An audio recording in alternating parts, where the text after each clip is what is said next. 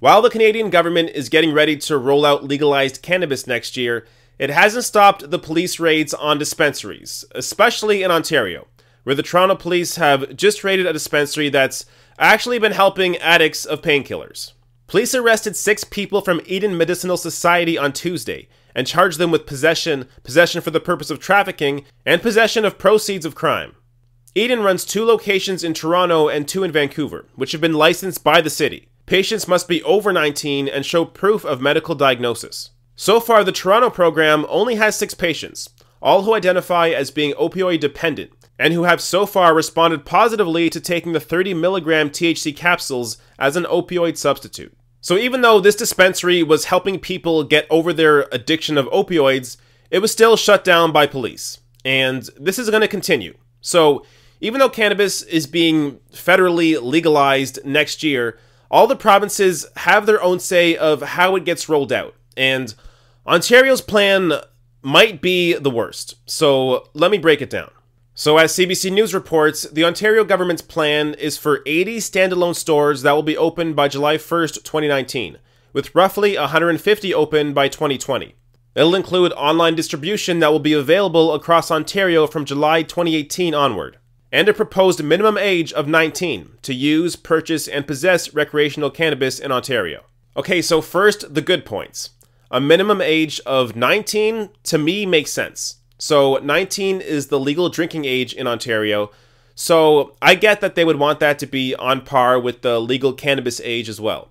And online distribution is also a great point. So they're going to have online distribution from July 1st when cannabis becomes legal and onward.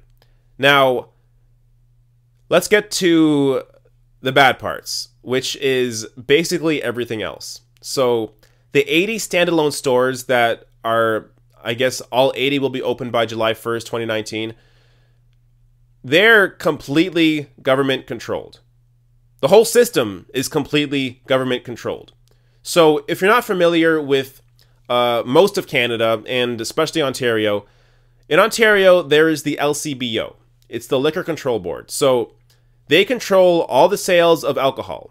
And apart from beer appearing in a few grocery stores, the LCBO essentially has a monopoly on alcohol. So they're the only store that you can buy from. Now, what Ontario is planning to do is mimic this system with cannabis.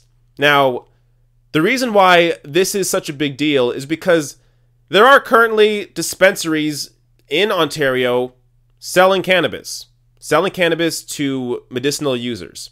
And the hope was that those dispensaries would be able to also expand to recreational use once marijuana becomes legal in 2018. But what's happening now is that all those dispensaries are going to be shut down. So the people that have the expertise, the knowledge, the experience in this industry won't be able to operate their own business within it. It's all under the government.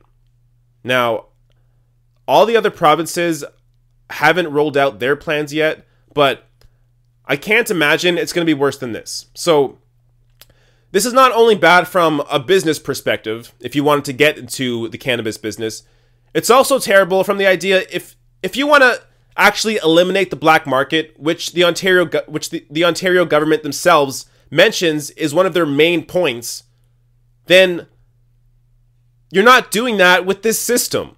The black market is going to thrive under this system. When you close dispensaries and you get rid of that business, what ends up happening is that business goes elsewhere. It doesn't just go away. It goes underground. So edibles, which aren't going to be legalized yet for some reason, so edibles are going to be available on the black market. Recreational weed will continue to compete on the black market because 80 stores to start with in the first year is not enough. And even 150 by 2020 is not enough. They're completely underestimating the demand here. And it's opening up this huge opportunity for the black market, not only to continue, but for the black market to thrive. And it will thrive under this system. And cannabis activist Jody Emery tweeted out something that is a fantastic point. When people who made legalization possible face life in prison, and those who fought legalization profit from legal pot, something's wrong. And that's exactly right. These cannabis activists that have been pushing for legalized cannabis for years are now cut out of the system.